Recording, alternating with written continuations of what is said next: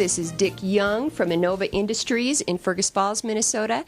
And so tell us, Dick, a little bit about how did you end up in Fergus Falls and when you started the business and how you got to that point and how old you were, too. I think that's an interesting piece of it.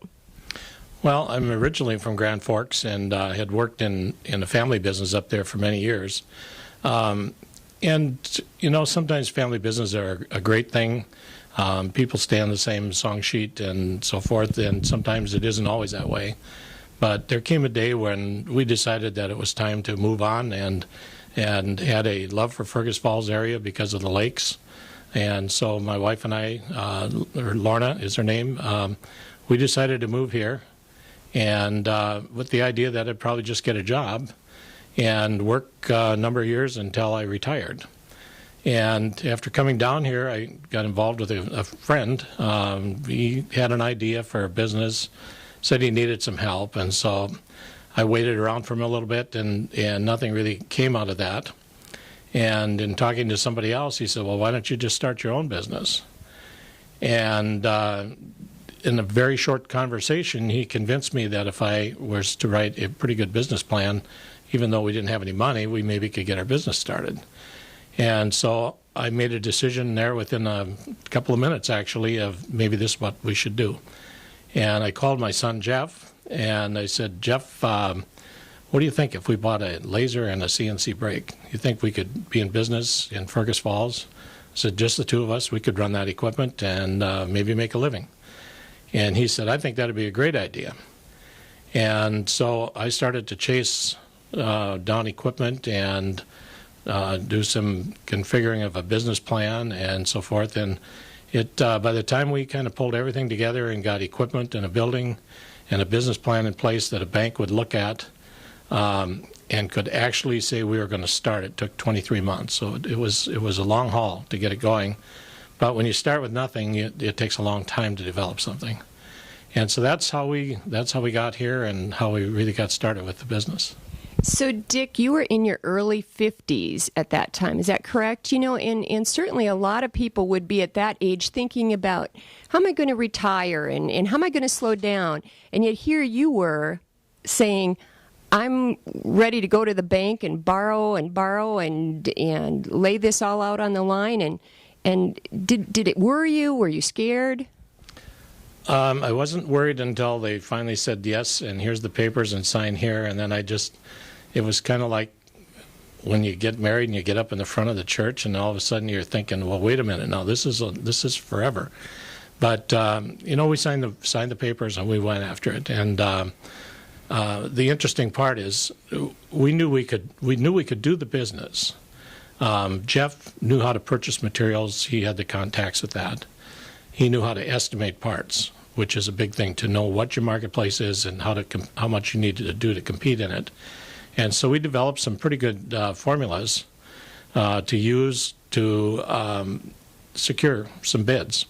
And our business is basic. It's manufacturing, and it's called contract manufacturing or fabrication, where we'll look at a part for somebody. We may not have any idea what that part is going to be used for, but we know it has so many holes in it and it's got to be bent or something's got to happen to it. And we figure out what it'll take to do that and submit a bid, and if they like it, they will order. And so I knew Jeff could do that part. Jeff's pretty good with the books and so forth. I knew I could program the machines. And we had another guy that started with us right away. He learned to run the laser. And we just started out, and the truth was we didn't know how to run our equipment when we started, and it took some time to learn that, but we learned as we went with the thing.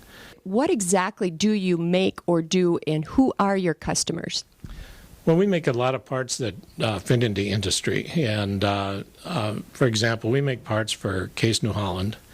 In Fargo, some go to Fargo and some go to other plants around the country. We make a lot of parts for Bobcat, and it's a variety of customers. We have about 5 really solid OEMs that we work for, and then there's a lot of small customers that we make parts for once a year, twice a year, a few parts here, a few parts there. And the parts could be anything from frame parts for these floor cleaning equipment to just big steel plates. They might be some tubing that that we process for people. We have one laser. We actually have 5 lasers, but one of the lasers has the capabilities of working somewhat like a robot, that it can reach around corners and cut around corners for tubing. And so it's quite a variety. It's just the nature of a contract manufacturer. You get a lot of things to look at. What does one laser cutting machine cost? Well, there are a variety of prices, but today you can spend $600,000 to $1 million, $600,000 to $1 million for a laser, depending on what you want it to do. It's a big investment, huge investment, actually, when you start to think about it. And of course, repairs are expensive and so forth. So it's when you decide to be in a business like ours, you really stick your neck out for a lot of money. You started with 1 and now you have 5? 5. Yeah, we have 5 now. We had 1 press brake in the beginning. We have 3 now. We borrowed a forklift from a neighbor in the building we were first in, and today we have 10 forklifts. So everything kind of expands. You started with yourself and Jeff and 1 other person. And how many years and how many employees have you had now? Well, we've started in 97, in March of 1997. Basically opened the doors. We were trying to make a few parts, and we got going that way. Our sales force was the steel salesman that we purchased from, because they'd grab our business cards and hand them out to their customers. And so they sold a lot of product for us in the beginning.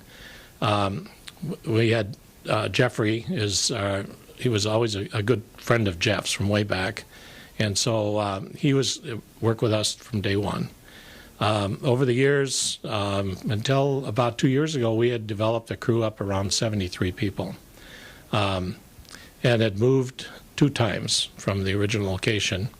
And it's we were growing fast with the economy such as it was, and when things slowed down, of course, it hit us like everybody else, and we had to scale back our crew. But at this point, things are changing again, and we're hiring some people back, and the business is growing again. So have you had some sleepless nights over this ever, Dick, or have you had times you were worried, or did I do the right thing? I guess you can always have those thoughts, but I don't think that looking back, I ever thought that it wasn't going to work. I think we always knew, and we're confident that we knew what to do to make the business run. And of course, you have to have a lot of faith. There are times when you get tested pretty hard, but I've always felt that God didn't get us as far as we were to just drop us.